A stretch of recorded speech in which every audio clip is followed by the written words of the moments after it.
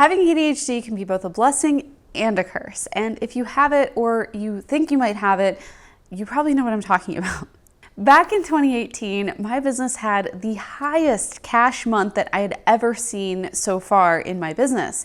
We hit $143,000 in 1 month, actually in 1 weekend, between my semi-annual sale and just something that I had promoted on a whim in the contract shop. So it was the biggest, highest grossing month that we'd ever had to date. You would think that after my biggest month ever, I would be super excited, but actually things couldn't have been further from the truth. I was so scared that everyone was going to ask for a refund. I'd never had a 6-figure month before, and I just didn't know what to expect. I thought maybe they had all purchased by accident. It was a mistake. They all regretted it. It was a joke being played on me. I didn't know what was going on because it seemingly came out of nowhere. Even though I had put a lot of work going into that month, it just in my head did not compute. This month should have been a cause for celebration, but instead it sent me into months of panic and anxiety and eventually leading to an ADHD diagnosis. So a couple months after this huge $143,000 month in the contract shop, I decided to go see a therapist because I was looking up all of my symptoms. I've had seasonal depression before, but I didn't know that seasonal depression just meant they could have it all the time. So I was looking up all these symptoms and I was like, I think I have seasonal depression, but usually that's in the winter and now it's summer. And so I started seeing a therapist and she saw me for about 3 months. And one day when I came into her office, she asked me what I was drinking. It was about 3 o'clock in the afternoon. And I said, it's coffee. And she said, how much of that? It was a giant thermos. She's like, how much of that is coffee? And how much is milk? And I was like, well, most of it's coffee. I don't put half milk. I don't drink a gallon of milk a day. And then she was like, how much are you drinking of these tumblers per day? And I was like, well, this is like my 3rd or 4th one. And she was like, what? And so she sent me to a psychiatrist who did an evaluation and testing and all that stuff. And all of this led to the diagnosis of ADHD because I was actually, where I thought I was having depression, it was actually just ADHD, and I was feeling so overwhelmed that I had a hard time getting up in the morning because I didn't know what to do next. I literally didn't know if I should go eat my breakfast or brush my teeth or open my inbox or what I should be doing. All of that came from that major, massive, almost like upper limit that I had reached by accident. So how did I go from someone who was basically non-functional and overwhelmed all the time, full of imposter syndrome and comparisonitis? How did I go from that to this? Yesterday, we just reached monetization on YouTube. This was a really big milestone. So if you haven't already, make sure you smash that like button, subscribe, because it makes a big difference for us as creators to bring you this content, and it really helps out with the YouTube algorithm. In today's video, I'm covering how I got through the time that ADHD almost burned down my business and what it's like here on the other side, because every day is a new adventure, especially if you have ADHD. So what am I doing to make myself more consistent in a world that demands that when my brain doesn't work like that? Welcome back. I'm Christina Scalera, the founder of a shop that has in the past and currently had many successful 6-figure months.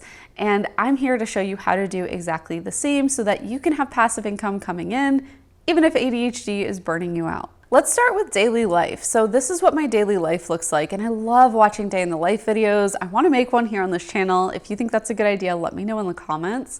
But I haven't made a video like that yet because literally every single day is different for me. And this is probably also why I haven't had kids yet, because I don't know how I would do that. I can't even wrap my brain around how that would happen, since I just wake up and sometimes I'm ready to go, sometimes I'm really tired, sometimes I'm very distracted.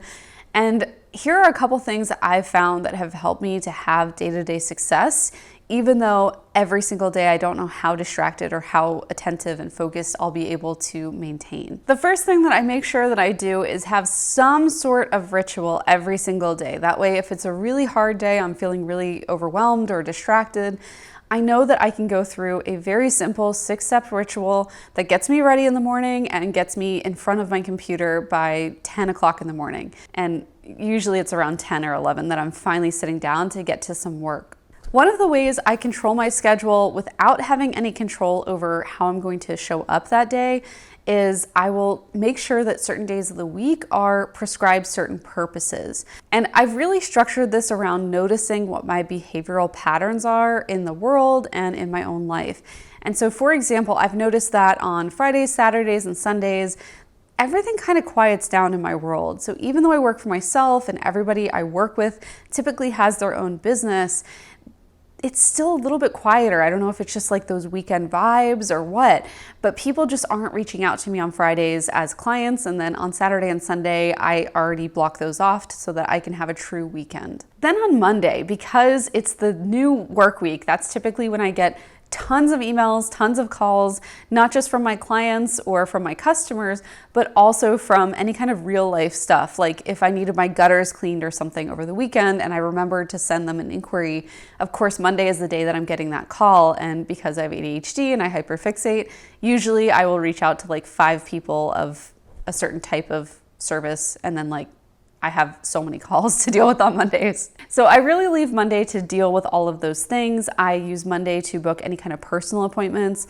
So if a dentist is like, hey, we need to schedule you for 6 months out, I'm like, great, any Monday works, because I know that I'm gonna have Monday available to go to the dentist if I need to. Tuesdays and Wednesdays are my call days. So any kind of external meeting with clients, with team members, with potential team members, with basically anybody that has to do with work, they're getting my time and focus on Tuesdays or Wednesdays. Obviously, not everyone is available on Tuesdays or a Wednesday, so I make sure that I have some flexibility there for clients, but it's not so flexible that I'm just waking up every single day of the week and there's calls on my calendar, because I find that really draining. Next, on Thursday, that's typically when I'm recording anything. So if I need to record any kind of presentations for my online courses or videos for YouTube, that's the day that I'm doing that.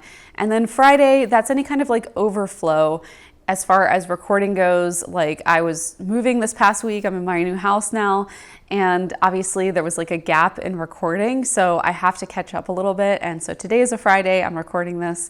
But I also use Thursdays and Fridays if I'm not recording anything to just kind of get ahead on some big picture brainstorming and planning so that I can get that out of the way. For example, we have a webinar coming up next month for Launch Your Shop Academy, and I'll be writing that next Thursday and next Friday. So those are the types of things that I'll be doing on those days.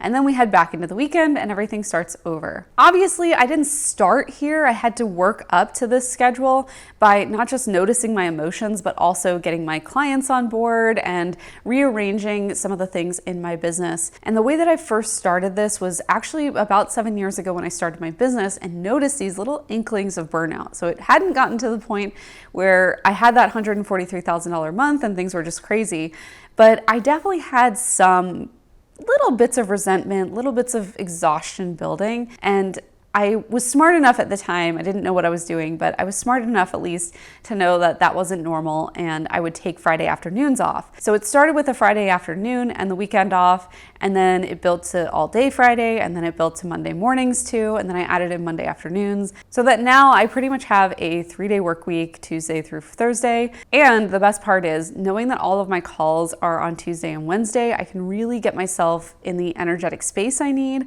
to entertain everybody outside of my organization in the way that they need my attention. If you do have ADHD and you find yourself hitting this burnout place, I really encourage you to take a look at your schedule and see any opportunities for you to free up some time and space, whether that's condensing things like I did into certain days of the week, or another option is to hire those things out.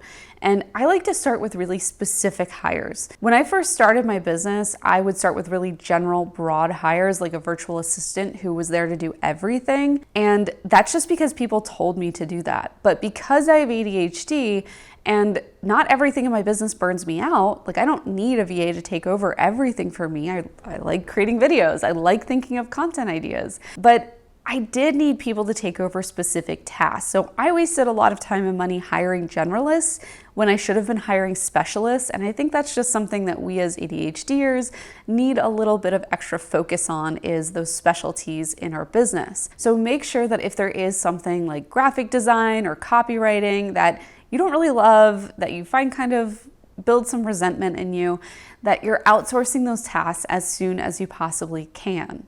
And finally, just to remind you that ADHD is your superpower. It's something that allows you to hyperfixate when you get a great idea. It's something that allows you to take impulsive decisions where other people are just going to stay stuck in the mud. So don't forget that this is not a curse. It really is a blessing.